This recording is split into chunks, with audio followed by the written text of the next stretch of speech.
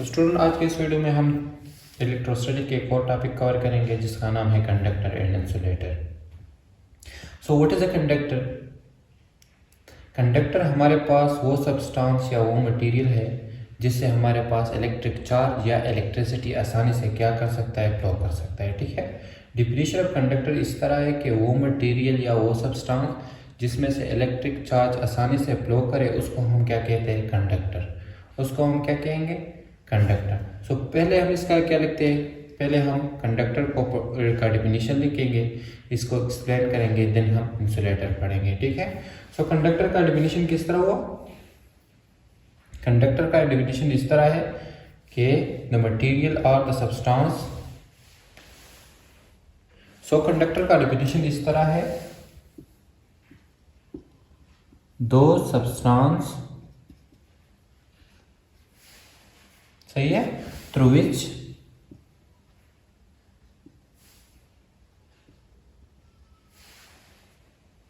Electric charge या electricity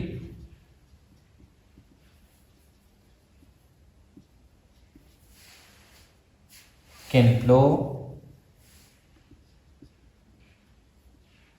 easily, सही है, is called conductor। is called what? is called conductors। सो वो substance या वो मटेरियल जिसमें से इलेक्ट्रिक चार्ज आसानी से फ्लो करे उसको हम क्या कहेंगे, उसको हम कहेंगे कंडक्टर। फॉर एग्जांपल, इसकी एग्जांपल हम लिखते हैं, सिल्वर, कॉपर, गोल्ड वगैरह क्या है, ये हमारे पास है एग्जांपल ऑफ। ये तो हो गया कंडक्टर का डेफिनेशन और एग्जांपल। अब हम इसको थोड़ा और एक्सप्लेन करते हैं कि इसमें जो फ्लो ऑफ चार्ज होता है वो किस वजह से होता है। सो इसको हम एक्सप्लेन करेंगे with the help of atom की जो स्ट्रक्चर है उससे।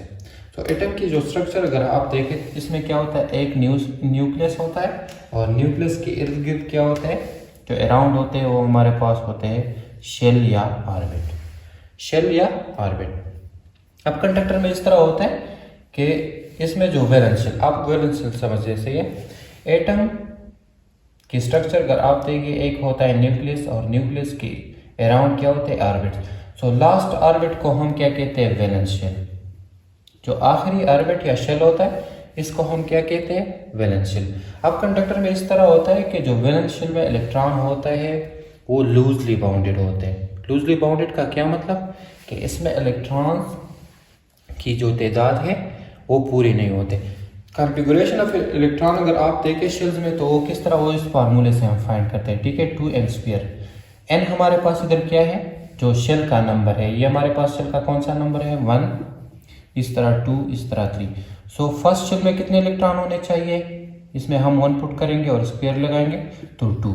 इस तरह सेकंड शेल में कितने इलेक्ट्रॉन होने चाहिए, तो इसका नंबर क्या है, 2 और स्क्वायर, तो ये हमारे पास कितना आता है, 8। सो फर्स्ट शेल में हमारे पास सपोज इसमें 2 इलेक्ट्रॉन होने चाहिए और सेकंड शेल में कितने होने चाहिए, 8। अब कंडक्टर में क्या होता है, कंडक्टर में इस तरह होता है कि जो वैलेंस शेल में इलेक्ट्रॉन होते हैं वो हमारे पास लूजली बाउंडेड। लूजली बाउंडेड का ये मतलब कि इसमें इलेक्ट्रॉन की तादाद पूरे नहीं होते। ठीक है, तो ये आसानी से दूसरे एटम में चले जाते हैं। तो इस फ्री इलेक्ट्रॉन की वजह से कंडक्टर में इस फ्री इलेक्ट्रॉन की वजह से फ्लो ऑफ क्या होता है, फ्लो ऑफ इलेक्ट्रिसिटी या फ्लो ऑफ चार्ज होता है। तो इसको हम क्या कहते हैं, कंडक्टर। इसको हम क्या कहते हैं, इस फ्री इलेक्ट्रॉन, ये फ्री इलेक्ट्रॉन फ्लो करता है तो इस वजह से इसको हम फिर क्या कहते हैं, कंडक्टर। ठीक है, समझ गई। सो अब आते हैं इंसुलेटर की तरफ। हमने कंडक्टर में ये पढ़ लिया था कि कंडक्टर कौन से मटेरियल या कौन से सब्सटेंस होते हैं जिसमें से करंट आसानी से फ्लो हो सकते हैं। ठीक है। अब इंसुलेटर हमारे पास वो मटेरियल या वो सब्सटेंस है जिसमें से करंट या इलेक्ट्रिक चार्ज फ्लो नहीं करते, तो इसको हम क्या कहते हैं, इंसुलेटर। सो इंसुलेटर हमारे पास वो सब्सटेंस होते हैं जिसमें से इलेक्ट्रिक चार्ज आसानी से फ्लो नहीं हो सकते, इसलिए इसको हम क्या कहते हैं, इंसुलेटर। सो सबसे पहले हम क्या लिखते हैं, इसका डिफिनीशन। डिफिनीशन ऑफ इंसुलेटर इसका उल्टा है, those substance or material through which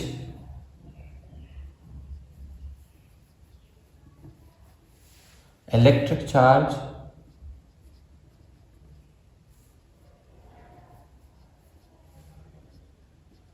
cannot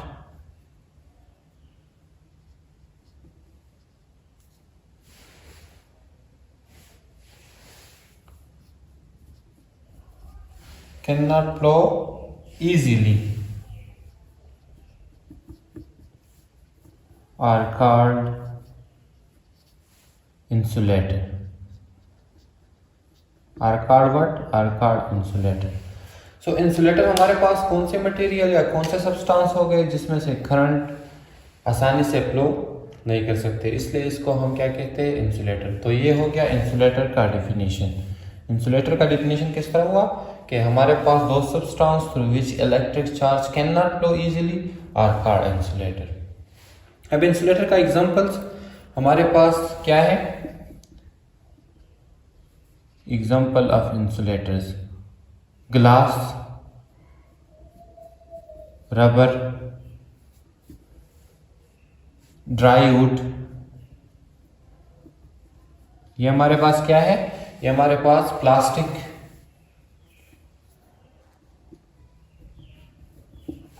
ये हमारे पास इंसुलेटर के एग्जांपल्स हैं। सो इंसुलेटर हमारे पास कौन से मटेरियल या कौन से सब्सटेंस जिसमें हमारे पास इलेक्ट्रिक चार्ज इजीली फ्लो नहीं हो सकते, इसको हम क्या कहते हैं?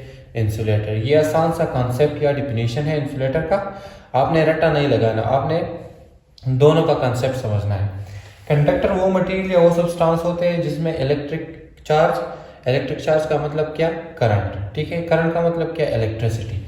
कंडक्टर वो मटेरियल जिसमें से इलेक्ट्रिसिटी या इलेक्ट्रिक चार्ज आसानी से फ्लो कर सकते हैं। ठीक है, इंसुलेटर वो मटेरियल या वो सब्सटेंस होते हैं जिसमें से इलेक्ट्रिक चार्ज आसानी से फ्लो नहीं कर सकते, इसको हम क्या कहते हैं? इंसुलेटर। एग्जांपल अब इंसुलेटर के कौन से हैं? ग्लास, रबर, ड्राई वुड वगैरह, ये हमारे पास एग्जांपल हो गए इंसुलेटर।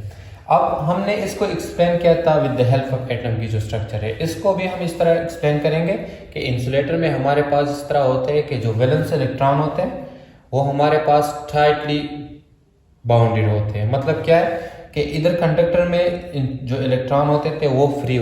अब कंडक्टर का जो कॉन्सेप्ट था वो इस तरह था कि इसमें जो वैलेंस इलेक्ट्रॉन होते हैं वो लूजली बाउंडेड होते हैं। ठीक है, जब लूजली बाउंडेड होते हैं तो ये आसानी से मतलब मूव हो सकते हैं, फ्लो करते हैं, इसलिए इसको हम क्या कहते हैं? कंडक्टर। क्योंकि हमारे पास इसमें जो इलेक्ट्रॉन होते हैं वो फ्री इलेक्ट्रॉन होते हैं और वो आसानी से मूवमेंट करता है। अब इंसुलेटर में इस तरह होता है कि इसमें जो वैलेंस, इसी तरह सही है, इसमें जो वैलेंस इलेक्ट्रॉन होते हैं, सपोज ये फर्स्ट ऑर्बिट है, इसमें जो वैलेंस इलेक्ट्रॉन होते हैं वो हमारे पास टाइटली बाउंडेड होते हैं। मतलब क्या है कि ये इसमें जो इलेक्ट्रॉन होते हैं वो आसानी से मूवमेंट नहीं कर सकते, वो आसानी से मूवमेंट नहीं कर सकते। वैलेंस शेल तो आपने समझ लिया ना कि आउटर मोस्ट शेल को हम क्या कहते हैं? Valence shell. सो इंसुलेटर में इस तरह होते हैं कि जो वैलेंस शेल में इलेक्ट्रॉन होते हैं वो फ्री नहीं होते, वो टाइटली बाउंडेड होते हैं, इसलिए ये मूवमेंट नहीं करते। जब मूवमेंट नहीं करते तो इसमें फ्लो ऑफ चार्ज या इलेक्ट्रिक चार्ज नहीं होता और इसलिए इसको हम क्या कहते हैं? इंसुलेटर। तो एक्सप्लेनेशन ऑफ इंसुलेटर इस तरह है कि जो वैलेंस शेल में इलेक्ट्रॉन इंसुलेटर में होते हैं वो टाइटली बाउंडेड होते हैं। मतलब क्या कि वो मूवमेंट नहीं कर सकते आसानी से, तो इसलिए इसको हम क्या कहते हैं? इंसुलेटर। ठीक है, इसलिए इसको हम क्या कहते हैं? इंसुलेटर। अब इसकी प्रैक्टिकल एग्जांपल देखें। अंदर जो ये आपको नजर आ रही है हमारे पास क्या है? ये हमारे पास है कंडक्टर। मे बी ये हमारे पास कॉपर होगा या सिल्वर, और जो ऊपर आपको इन दोनों पे जो कवर चढ़ा हुआ है वो हमारे पास क्या है? इंसुलेटर। इंसुलेटर पर सेफ्टी पर्पज के लिए हमारे पास इस पे चढ़ा हुआ है, क्योंकि इंसुलेटर में फ्लो ऑफ चार्ज नहीं होता। ठीक है, इस पे एक और कोर भी चढ़ा हुआ है, वो हमारे पास भी क्या है? इंसुलेटर। तो दोनों जो तार है अंदर हमारे पास है कंडक्टर जिसमें फ्लो ऑफ चार्ज होता है। ठीक है, जिसमें फ्लो ऑफ इलेक्ट्रिक चार्ज होता है, और ऊपर जो सेफ्टी के लिए कवर चढ़े हुए हैं ये हमारे पास इंसुलेटर है, क्योंकि इंसुलेटर में फ्लो ऑफ चार्ज नहीं होता। तो ये मेरे ख्याल से रबर है। तो रबर जो हमारे पास है वो इंसुलेटर है, और जो हमारे पास सिल्वर है या कॉपर है ये हमारे पास क्या है, ये हमारे पास है कंडक्टर। तो ये इसका प्रैक्टिकल एग्जांपल है। सही है कि अंदर जो है इसमें फ्लो ऑफ इलेक्ट्रिक चार्ज होता है, और बाहर जो सेफ्टी, इंसुलेटर को हम सेफ्टी के लिए यूज़ करते हैं फिर, ठीक है, कंडक्टर के ऊपर चढ़ाते हैं, और फिर ये जो तार है इसको आपको नज़र आ रहा है। एक और पॉइंट इसमें ये कंडक्टर इंसुलेटर में कि हम किसी मटेरियल को ना परफेक्ट कंडक्टर कह सकते हैं ना इंसुलेटर। लाइक मैं एक आपको एग्जांपल देता हूँ कि हमारे पास जो प्योर वाटर होते हैं ना वो हमारे पास क्या है, इंसुलेटर, ठीक है।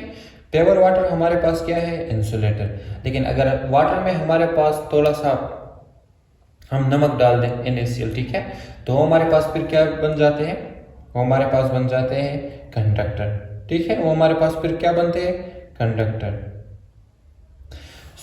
हम किसी मटेरियल, मतलब मेरा समझाने का ये है कि किसी मटेरियल को आप ना परफेक्ट कंडक्टर कह सकते हैं ना परफेक्ट इंसुलेटर।